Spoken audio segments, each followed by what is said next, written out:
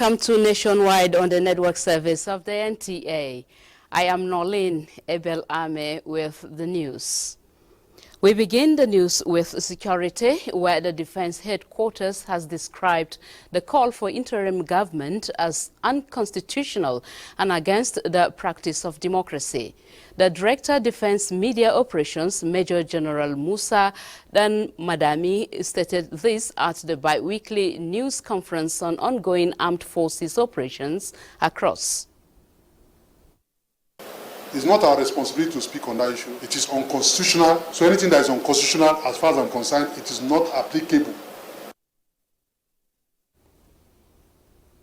Highlighting the updates on ongoing operations between 23rd March and 6th April 2023, the Director Defense Media Operations notes that a total of 118 kidnapped victims were rescued, 20 Boko Haram and 12 IPOP terrorists were apprehended within the period under review.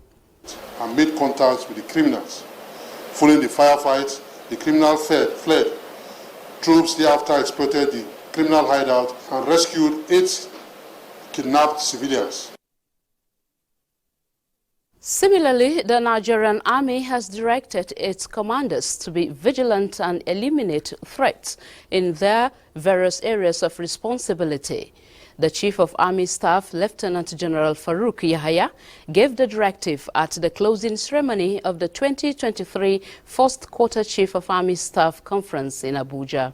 The behavior of personnel deployed for all operations and appropriately reward and sanction personnel as necessary. Defense correspondent Ismail Musa reports that resolutions from the conference are expected to further reposition the Nigerian Army and upscale its operations. Elsewhere, some angry youth in Asaba, the Delta State capital, have blocked major parts of the road to protest alleged killing of a young man, Emmanuel Onyeka, by a police officer along Oblu Road, Asaba. Godfrey Nzeku reports. Youths in their number besieged the police headquarters, government house, and some streets in Asaba with the remains of the young man, Emmanuel Onyeka. In their request, they want the perpetrator to face the law. Onyeka is a business guy. He got a shot. In the cell. All the rest about know him. They kill him. They say na Yahoo boy, but not be Yahoo boy. In presence of the wife, they shoot him for his head.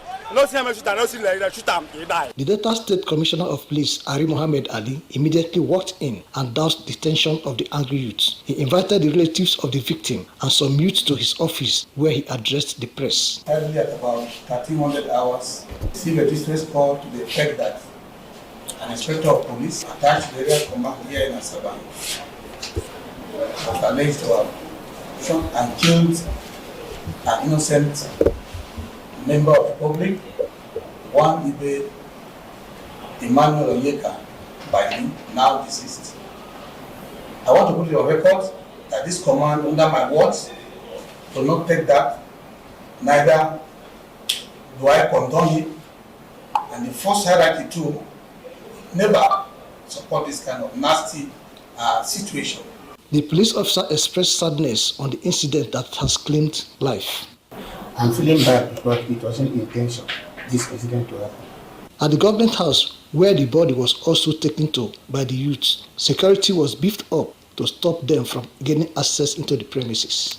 The Chief of Staff to the State Governor, Festus Ovie-Agas, addressed the protesters, promising the police officer will be fished out and prosecuted.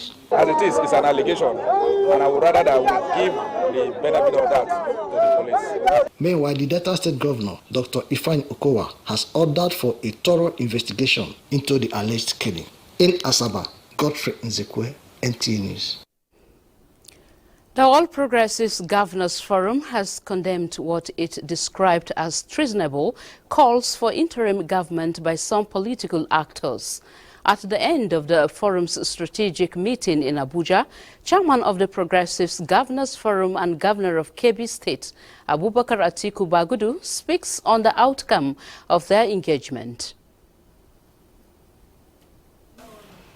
The Progressive Governors Forum met this evening and reviewed our performance in the general elections and preparations for supplementary elections, and we also reviewed developments in the polity. Elections are not perfect tools for recruitment leaders, but that is the best so far, and we adopted it and we have tested it and we have achieved under it. So those who are calling for any means of changing leaders outside what our constitution and laws provide are not doing so in the interest of our country, and in fact it is treasonable and condemnable. Salihu Gonara reports that the meeting is the first by the APC governors after the general elections and was attended by governors of Kaduna, Kano, Borno, Niger, Jigawa, Yobe, Kogi, Ekiti, and Lagos states. Similarly, a National Working Committee of the All Progressives Congress has cautioned National Assembly members-elect under the platform of APC to wait for the party's decision on zoning ahead of the inauguration of the 10th National Assembly. APC National Vice Chairman Northwest Salihu Muhammad Lukman at a media briefing in Abuja says party's decision is supreme. Salihu Gonara reports. Shortly after receiving their certificates of return as prospective members of the 10th National Assembly, some members have commenced engagement with stakeholders in the quest for the leadership positions of both the red and green chambers. In view of this development, the National Vice Chairman Northwest of APC, Salihu Mohammed Lukman, has cautioned those already campaigning to avoid unethical conduct and respect the party's rules of engagement. There are internal discussions going on, and that nobody should jump the gun. Inauguration of the National Assembly will only happen, I guess, around first or second week of June. Technically, we still have about 2 months. I have absolute confidence we will do the needful. He assured that the APC National Working Committee is working out modalities in the interest of all towards a cordial relationship between the executive and legislative arms of government in Abuja. Salihu Gonara, NTA News. Meanwhile, ahead of the June 2023 People's Democratic Party's governorship primary election in Kogi State, party leaders in the state have accused the National Organizing Secretary Umar Bature of working against the collective interest of the party. They were at the party's national secretariat in Abuja to protest against the local government Congress list, as well as alleged attempt to impose an aspirant against their interest by the Senator Abdul Ningi's Congress Committee. Timothy Yusuf reports. We don't have faith in any appeal committee. Some frontline members of the PDP, led by Farouk Adejo Audu, represented the coalition of PDP stakeholders in Kogi State. Addressing the media after submitting their petition to the National Working Committee, the coalition alleged that the local government Congress delegates list has been altered and not a reflection of what transpired in Kogi State. It is our party that is about to defeat our party in our state, not even the APC, by manipulating the delegates list. I will now believe that even if we go for primaries now, they will try to manipulate the process again so that their preferred candidate will emerge. The coalition emphasized that they were happy that the party's presidential candidate responded to allegations and criticisms that he is behind the alleged manipulations, and that he has no preferred aspirant in Kogi State governorship race. They, however, appealed to him to go beyond those words, as internal democracy remains a bane of the PDP's progress. Timothy Yusuf, NTA News. And from the courtroom, the High Court of Edo State sitting in Benin has granted an interim order restraining Ward 3 Arwe Orumi chairman, its executive and the entire Labour Party from suspending its national chairman Julius Abure from office. The court also granted an order restraining them from transmitting any signed letter of suspension to the chairman pending the determination of the substantive suit. Justice E.O. Ahamoje, who granted the order, noted that having carefully considered the motion ex parte filed by the applicants, the court considered its right to grant the order. Hearing of the substantive suit has been scheduled for 25th April 2023. During electioneering season, winners and losers are bound to emerge from the various contests, and it is a normal practice for those dissatisfied to seek redress in court. As of right, aggrieved candidates at the last presidential election have been filing petitions on the conduct. In this report, Olabode Arewa examines how the Court of Appeal acquires its jurisdiction as the court of first instance in determining such cases. Disputes arising from the outcome of election contests are not unusual, particularly when some candidates are dissatisfied with the outcome of the election. The proper place to approach for resolution is normally the courts. Section 285 of the 1999 Constitution regulates the conduct and timelines of election petition tribunals that are charged with resolving disputes. You want to query the election, you want to file your petition, the petition has to start from the Court of Appeal, not High Court or Tribunal.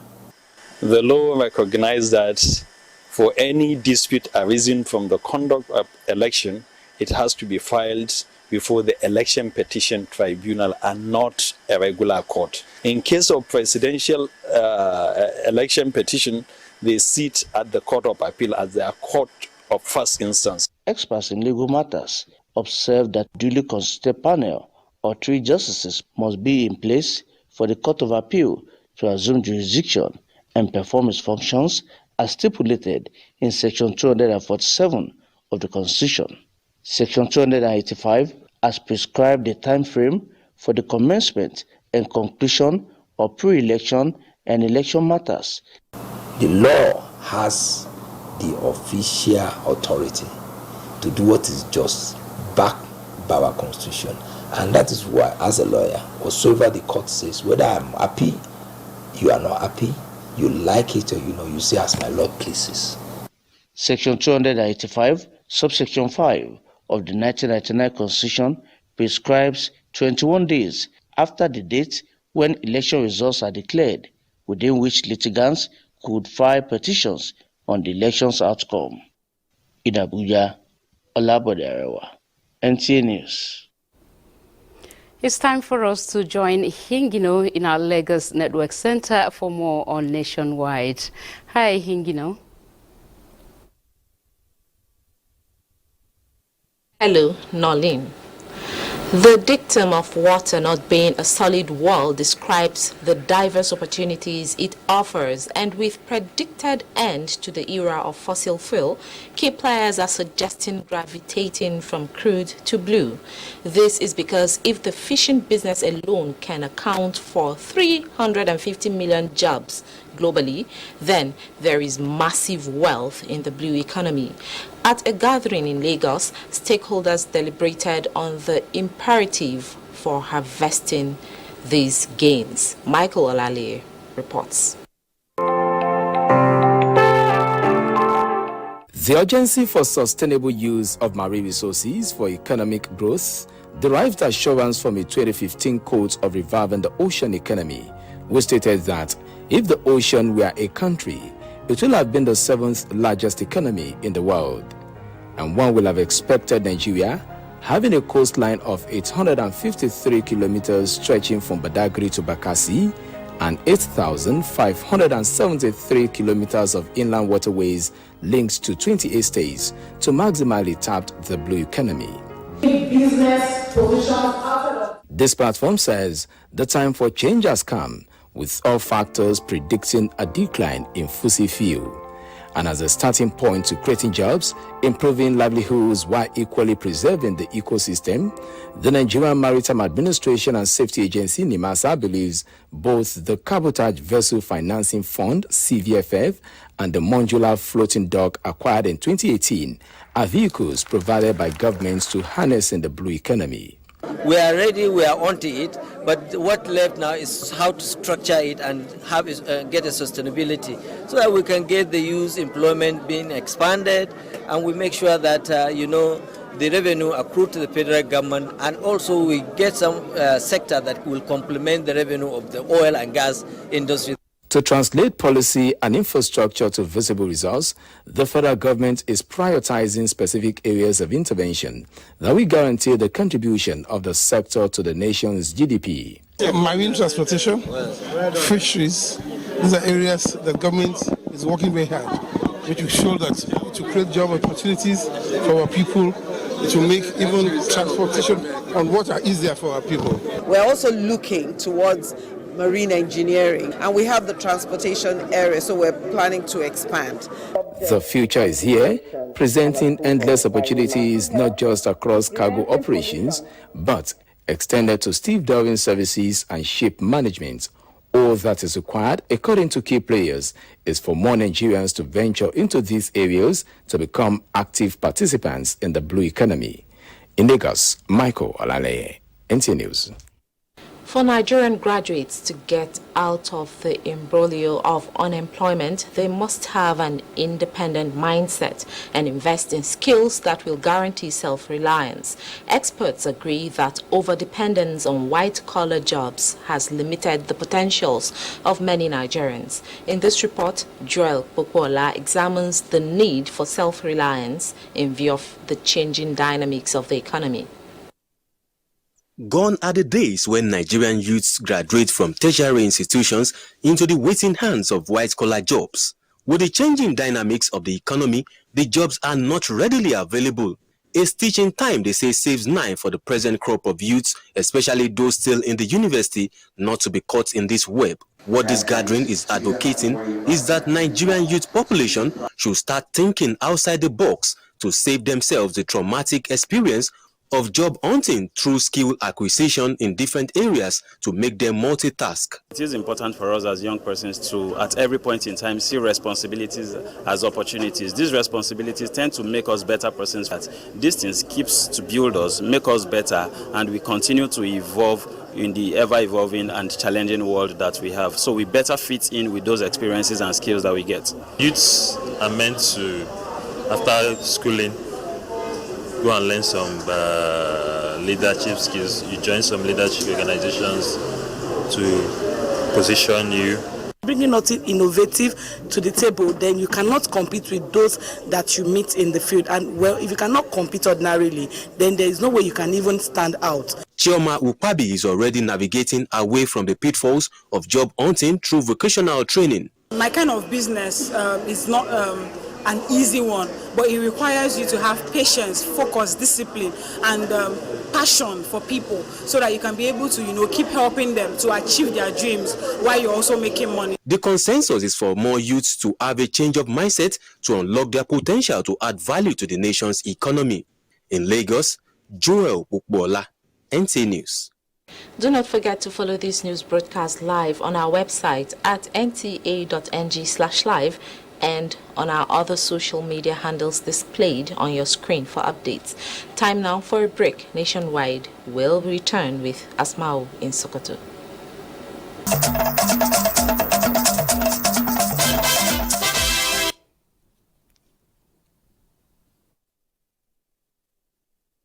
For joining us here in Sokoto on Nationwide. The Nigeria Customs Service has intercepted and seized contraband goods and petroleum being smuggled in and out of the country through borders in Kebbi State. The controller of the command, Ben Oramalugu, warned petroleum marketers and importers to stop shortchanging the nation with their illegal activities. Abdul Muhammad Bawa reports. The Kebbi State Command of the Nigerian Custom in the month of March intercepted 304 kegs of PMS, 210 cartons of foreign spaghetti, 34 bales of second-hand clothes, 109 cartons of confectionaries, among others, amounting to 23,141,803 naira. We are making it very hard for them so that they will come within custom control, and so that we can also generate revenue. Similarly, the command, with the help of the Nigerian Army, sealed an AP filling station in Yauri involved in petrol smuggling activities. Confronted by mob, I had to also seek for reinforcement from the Army, from Border Trade Federal Operational Unit. The command is appreciative of informants and urged the public to help the command by providing intelligence report aimed at curtailing smuggling activities across the state. In Birnin Kebbi, Abdul Muhammad Bawa, NTA News. Qatar Charity, in collaboration with Zakat and Endowment Commission Sokoto, have empowered 8 families with 40 cows and animal feeds to make them self-reliant. Dalhatu Abdullahi reports that the event took place at the permanent site of the commission in Sokoto. The families were drawn from the less privileged persons in Sokoto State, with each of them receiving 5 cows, 15 bags of animal feeds, and a number of bowls. This gesture is an extension of the artificial insemination program introduced in the state recently, and it will help to increase milk production in Sokoto. Country Director, Qatar Charity Foundation, Nigeria, Dr. Handi El Sayed Mohammed, described the program as a new trial model capable of providing succor to the less privileged families. New model in Nigeria, and when we cooperate with Zakat and Waqf, inshallah we'll succeed for this project. It will improve the project. Today we have like 40 beneficiaries. From the same project, I hope inshallah next year it will be 100 beneficiaries inshallah. This is what we need. Sokoto State, the Zakat and Endowment Commission highlighted on the program and urged the beneficiaries to utilize the opportunity for better living. So I only appeal to the beneficiaries to cooperate with us and then to be patient, because in agriculture or in livestock production you have to be patient.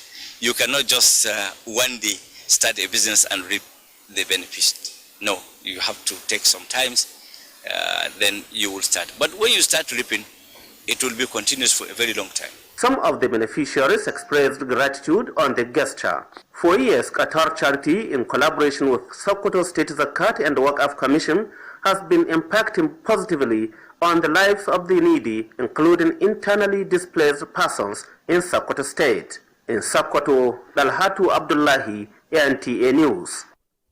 You can watch this news broadcast live on our website at nta.ng/live and all other social media handles displayed on your screens for update. And that is our package from Sokoto. Is back to Noleen in Abuja for the continuation of the news. Thank you very much, Asmao. President Muhammadu Buhari has hosted 2 outgoing ambassadors to farewell audiences at the State House, Abuja. A statement by Femi Adesina, Special Advisor on Media and Publicity to the President, quotes the 2 ambassadors, Dr. Extakua Junairo Quitabato of Republic of Angola and Dr. Fahad Obed Al-Tafak of the UAE, as having thanked the President for his wise leadership, for being the champion of anti-corruption in Africa, for degrading the Boko Haram insurgency and repositioning the Nigerian economy to be less import-dependent. On his part, President Buhari recalled the important role played by Nigeria in liberating Angola and other sister nations in furtherance of democracy and pledged continued partnership with them moving forward. Similarly, President Muhammadu Buhari joins the family of Audu Bako, late military governor of the old Kano State, now Kano and Jigawa states, in mourning the demise of Hajia Ladi Bako, wife of the late governor. In a statement through his senior special assistant on media and publicity, Garba Shehu, the president remembers Hajia Ladi for her faithfulness to her family and the Kano community. He prays Allah to grant those she left behind the fortitude to bear the irreparable loss. In other news, the House of Representatives has resolved to investigate allegations surrounding the illegal conversion of 20 billion naira by the Nigerian National Petroleum Company Limited. The amount was said to have been diverted under the guise of consultancy fees payment to some private entities. A motion from Representative Ibrahim Kau pointed out that the money was meant to be used for the payment of taxes in Nigeria. An ad hoc committee has been set up to conduct the investigation. Meanwhile, the House has urged the Niger Delta Development Commission to put on hold the release of 15 billion naira to the federal government as counterpart funding for humanitarian intervention pending the approval of the Commission's budget by the National Assembly. National Agency for Food, Drugs Administration and Control, NAFDAC, is poised to map out all unwholesome products in the Nigerian market. Hamman Jabani reports that this is what played out at Zuba Motor Park and Utako markets in Abuja, where the street value of products worth 15 million were seized. It is supposed to be a restaurant, but it is more like a distributor of all kinds of aphrodisiacs to the area. The operation was carried out after a tip-off by some Nigerians that the shops are points for the sale and distribution of unregistered products. Leader of the team, Tamanua Andrew Baba, believes that this will send signals to those involved in this kind of business, adding that NAFDAC will never stop carrying out its mandate. These are products that are purported to be manufactured in Ghana, but they are bringing it to Nigeria and selling it to the teeming populace of our country. Our laboratory analysis so far indicated that this product contains a chemical substance known as pyridine, which is a potential harmful substance to human body. Also, most of the products, herbal products that are in this shop, are unregistered. The cell boy found at the shop in Zuba, who spoke in Hausa, played ignorant of the products, while Isa Sani said people prefer to buy products which does not have NAFDAC approval because of price difference. I'm kind, but I'm feeling somehow true. I'm not feeling happy with what happened already. I not say it is not good for people to sell something that doesn't have NAFDAC approval. NAFDAC is soliciting more collaboration with the public in removing such unwholesome products from the market and even before getting into the market. Hamman Jabani, NTA News. In the meantime, the National Drug Law Enforcement Agency, NDLEA, is seeking partnership with the Nigerian Television Authority, NTA, Abeokuta, to tackle drug abuse in Ogun State.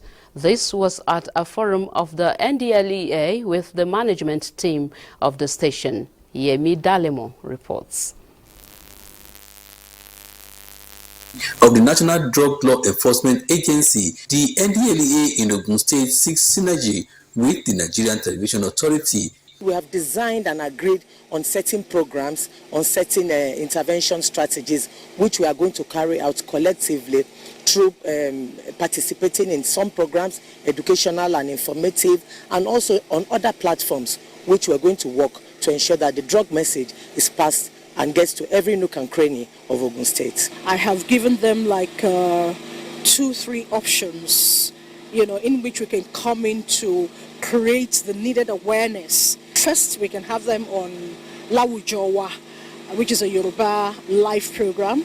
We also have Ilera Loro, where they can come and talk about the health issues inherent in drug abuse. The two organizations promise to build on the robust partnership to making the society safe. General Manager of NT Abeokuta, Fumi Wakama, was also decorated as War Against Drug Abuse Ambassador. Yemi Dalimo's report there in Abeokuta, and we shall be joining Obehe in our Benin Network Center for more on Nationwide. Good evening, Obehe.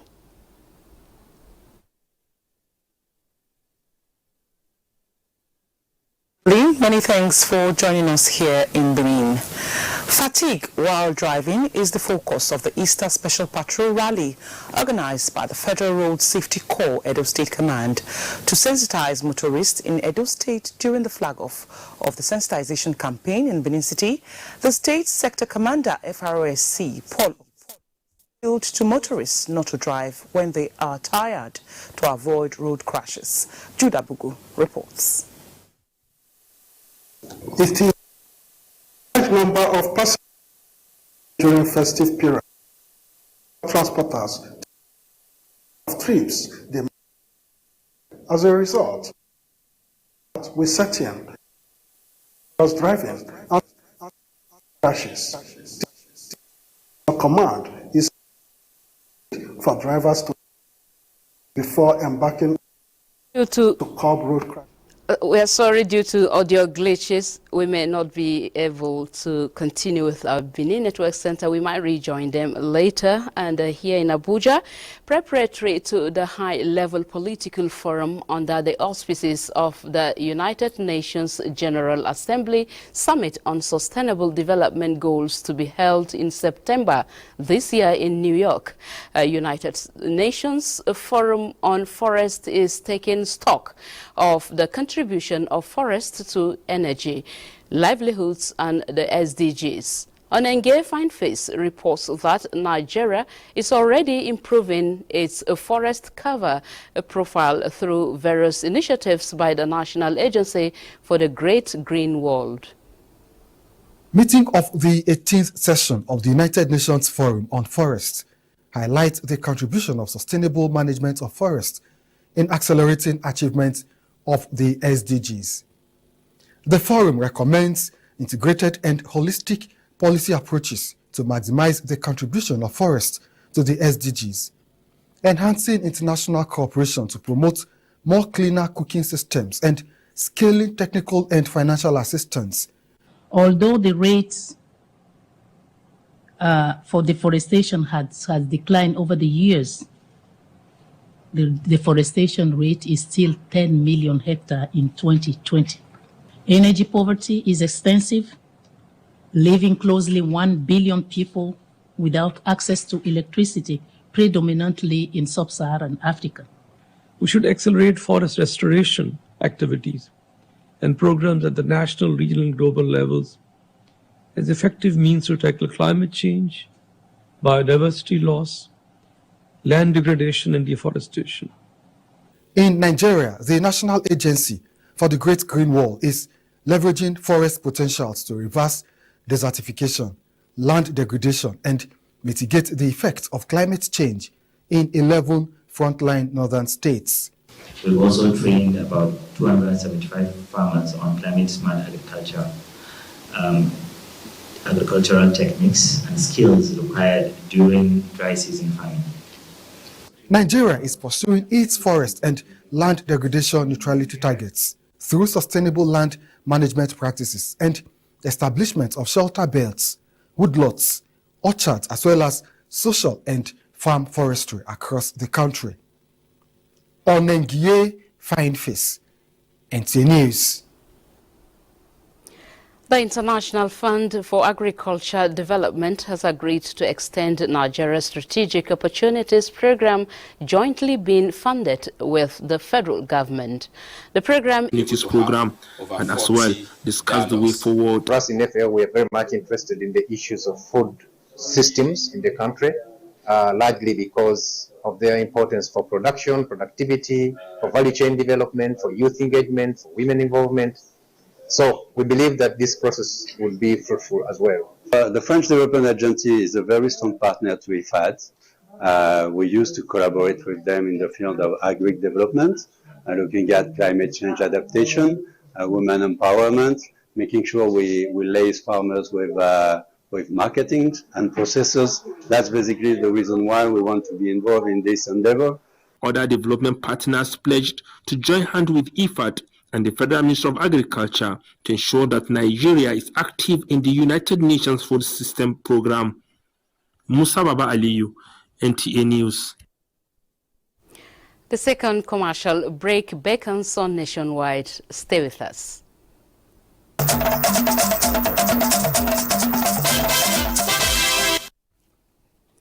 Thank you for rejoining us on Nationwide, and still talking agriculture. Until when processing is well developed in Nigeria, job creation in the agricultural sector will continue to be a mirage.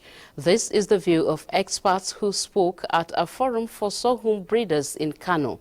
Yahana Hassan Barrow has details. Nigeria has been among countries that rely on wheat as one of its staple foods, but spend billions of naira on its importation yearly due to low production. These experts say can be cut off through the massive production of sorghum, being the country that is ranked highest in production among African countries, with an estimated quantity of 6.5 million tons yearly. The collaboration by Research Institute in the Semi-Arid Tropics with Regent's University in the United Kingdom has suggested the use of sorghum into composite flour to produce pasta, snacks, pap, and other products. Is to see the smallholder farmers that are resource poor living in these hard environments are taken care of, because every human being have the right to food. In a year, we procure thousands of metric tons of sorghum, and so it is rightfully our duty to see that we incorporate it into our products. Government can policy to kickstart a lot of things. In the school feeding, make it a policy that 3 times in a week they must eat sorghum. Simple, things will go on. Teachers believe apart from attaining self-sufficiency in food, this will also create job opportunities for the teeming populace in Nigeria. In Kano, Yahana Hassan, NTA News. In these days of scarce white-collar jobs, we know that the key to self-sustenance is self-reliance. So it is good news when 3,300 unemployed youth are now self-reliant following the completion of the federal government Knowledge Training Program on Tech software under the Power initiative. Ruth Agwele reports that the Minister of Humanitarian Affairs, Disaster Management and Social Development, Sadia Umar Farouk, presented starter packs to the beneficiaries. Fatima Jibril is a new mom who is today counting her blessings as a beneficiary of the Knowledge Expansion Program, which she said she struggled to complete because she had to juggle the short time frame of childbirth and returning to camp to complete her training. Despite my condition with the pregnancy, I'm able to cope with the training. So a lot of things they teach us, I learn it. Just like Fatima, these young Nigerians are among the selected numbers for the Knowledge Expansion Program across the 6 geopolitical zones of the country. They have gone through 3 months of rigorous training on coding, web and graphics design, and digital marketing under the Power scheme. The goal is to help them acquire and develop lifelong skills to ensure they become solution providers and entrepreneurs in their different communities.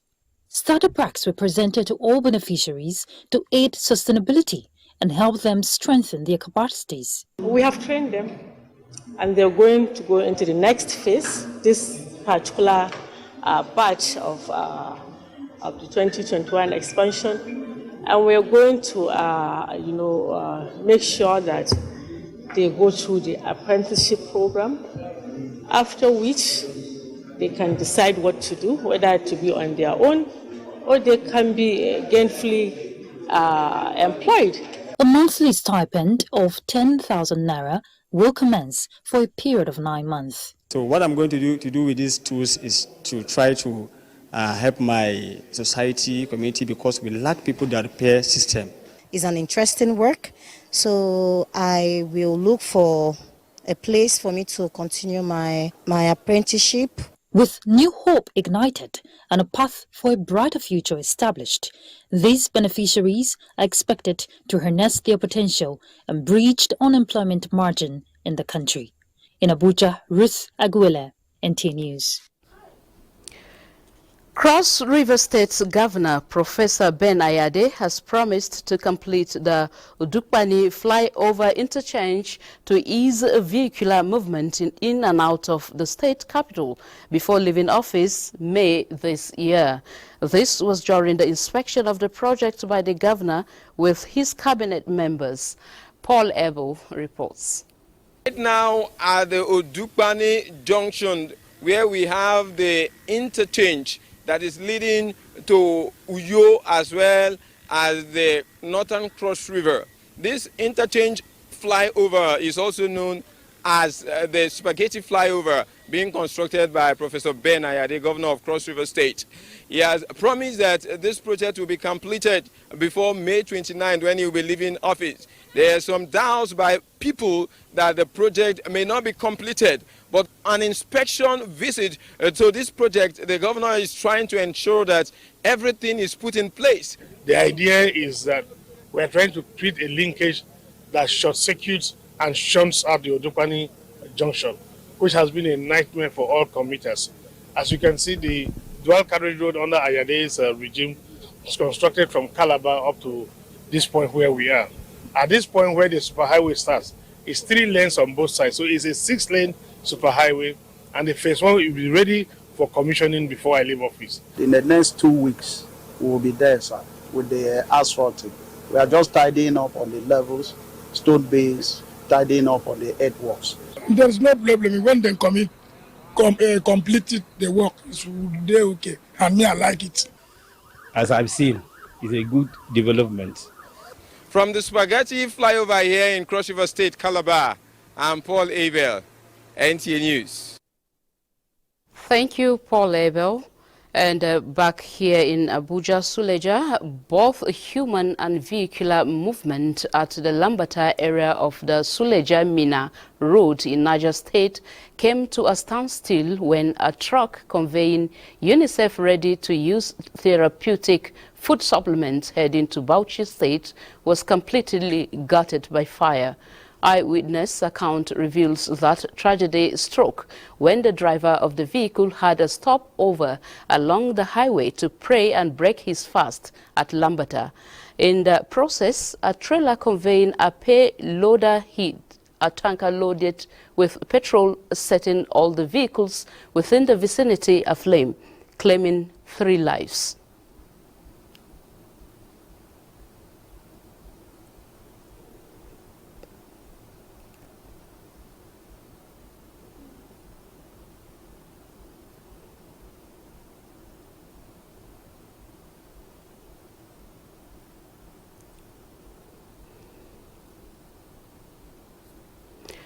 Correspondent Esu Edude reports that it took the combined efforts of team of emergency responders to evacuate the debris of the affected vehicles for free flow of traffic after hours of gridlock.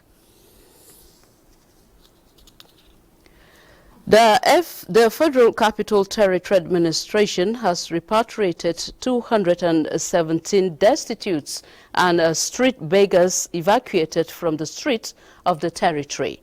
Director, Department of Social Welfare Services, FCT, Social Development Secretariat Sani Amarabe disclosed this at the FCT Vocational and Rehabilitation Center in Buhari Area Council.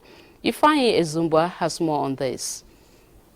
The repatriation complied with an order by the Minister of State FCT, Ramatu Tijani Aliu, to ensure that the streets of the territory is free of nuisance constituted by destitutes. Director Welfare Services Sani Amarabe said destitutes and street beggars who were profiled showed no interest in learning vocational skills. They only show interest to be out to attend what they consider to be a liberty sort of, to continue doing their institution. But those who have good mind, they do embrace skills acquisition for empowerment. The director maintained that the Minister of State had been in contact with some of the concerned state governments through their liaison offices to ensure that the affected states were more responsive in addressing and managing repatriated destitutes. So far today, we don't have many, just 217 beggars and street boys that are to be repatriated. From some of the destitute and the beggars as well. Their reasons are FCT is more safe, and this is where it is happening economically. In Abuja, Ifeanyi Ezumba, NT News. Next is sports news. World champions Argentina are back to the top of the FIFA rankings for the first time in 6 years. The three-time World Cup winners displaced rivals Brazil at the summit in the latest rankings released Thursday by the World Football Governing Body. France are second after their Euro 2024 qualification wins over the Netherlands and the Republic of Ireland, while the rest of the top 10 remains unchanged. Meanwhile, the Super Eagles of Nigeria dropped to 6th position in Africa and 40th in the world, while the 2022 FIFA World Cup semi-finalists Morocco are 11th in the globe and first on the continent, with Senegal, Tunisia, Algeria and Egypt completing the top 5 teams in Africa. In the meantime, football enthusiasts in Nigeria have expressed optimism of the country's representative in this season's CAF Confederation Cup, Rivers United, progressing to the semi-final stage of the competition. Rivers United were on Wednesday in Cairo, Egypt, drawn against Group D winners, Young Africans of Tanzania, in one of the quarter-final features. We got a fair draw. I know Young Africans are no pushovers. It's no mean feat to top your group. No mean feat to be the leader of your group and not finishing second. And so it's going to be a tough one. I think it's more even tough for Rivers United. They'll play their first game at home here in Nigeria before flying out to Tanzania to play the second leg. Still on football, Real Madrid are through to the final of this season's Copa del Rey after a 4-0 away thrashing of rivals FC Barcelona at Camp Nou Wednesday night. A Vinicius Junior opener and Karim Benzema's hat-trick secured a 4-1 aggregate win. And they remember that the national population census is 27 days to go. You count, be counted. I am Noleen Abel-Ameh. Good evening.